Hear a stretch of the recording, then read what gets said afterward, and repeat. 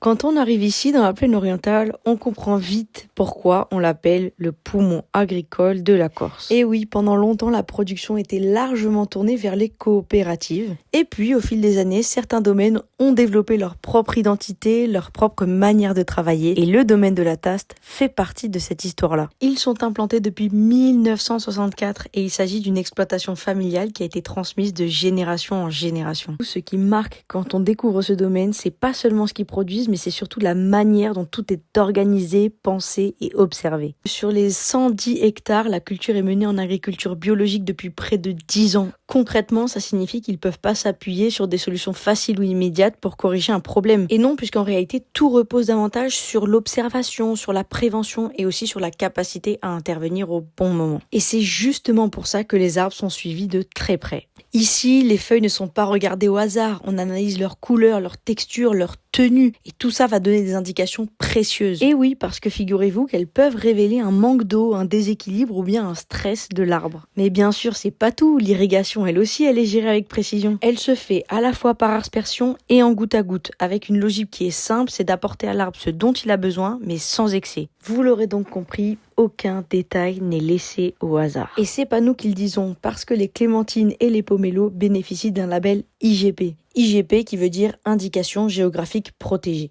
Mais ce label ne signifie pas seulement que le fruit vient d'un territoire précis, mais il impose aussi un cahier des charges qui est exigeant, avec des critères mesurés comme par exemple le taux de jus, l'équilibre entre le sucre et l'acidité, ou encore la coloration du fruit. La qualité est donc contrôlée, comme vous l'aurez compris, à plusieurs niveaux. Il y a des vérifications internes, bien sûr, mais aussi des contrôles fréquents, parfois inopinés, qui sont réalisés par des laboratoires indépendants, notamment à la demande de la grande distribution. L'objectif est clair, garantir que ce qui est annoncé corresponde réellement à ce qui est produit. Et derrière cette exigence, il y a aussi une répartition des rôles qui est très nette entre les trois frères. L'un gère la production et passe une grande partie de son temps dans les allées au plus près des arbres. Le deuxième s'occupe de l'administratif et de la logistique, avec une attention particulière d'ailleurs portée à l'organisation des équipes. Exemple récent de cela, ce fut la dernière acquisition d'un bus pour transporter les intérimaires depuis leur logement de fonction. Et enfin, le troisième prend en charge la vente et la commercialisation. Et cette complémentarité se voit particulièrement au moment du conditionnement. Aujourd'hui, c'était la partie pomelo qui était présentée ici. Et après l'été, ce seront les clémentines sur un autre rythme plus élevé. À savoir qu'une fois récoltés, les fruits sont triés, conditionnés, puis expédiés très rapidement, puisqu'en moins de 24 heures, ils peuvent être déjà chez le distributeur. Et ça, c'est essentiel, parce qu'un fruit continue d'évoluer après avoir été cueilli. Donc plus il circule vite, plus il conserve ses qualités. Et puis comme ils ne se limitent pas à leur savoir-faire actuel, en lien avec l'INRAE, ils testent même d'autres cultures comme par exemple le litchi ou encore le fruit de la passion. Ce type de visite permet finalement de comprendre quelque chose qui est très simple mais qu'on oublie souvent.